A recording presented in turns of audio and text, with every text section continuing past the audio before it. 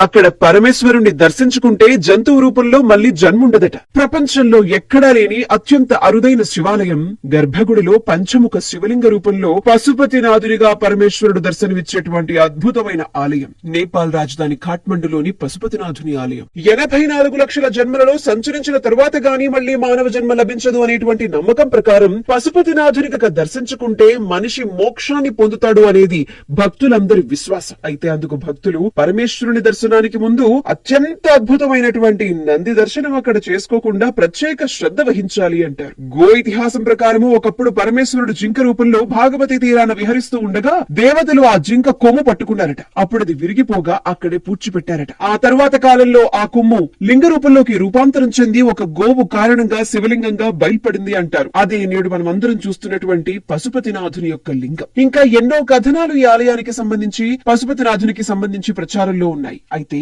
మూల విరాట్టు పశుపతినాథుని నలుగురు అర్చకులు మాత్రమే స్పృశించేటువంటి అధికారం ఉన్న అత్యంత అరుదైన ఆలయమే పశుపతినాథుని యొక్క ఆలయం. కేవలం హిందువులకు మాత్రమే ప్రవేశం ఉండేటువంటి పశుపతినాథుని ఆలయంలోకి అడుగు పెడుతుండగా బంగారపు తాపడంతో దర్శనమిచ్చేటువంటి ఎత్తైన నంది విగ్రహం చూపరులను భక్తి పారవశ్యంలో ముంచెత్తుతుంది. ఇక రాత్రైతే చాలు ఆలయ పగోడ బంగారపు వెండి కాంతులలో దేదీప్యమానంగా వెలుగొందుతూ దర్శనమిస్తుంది.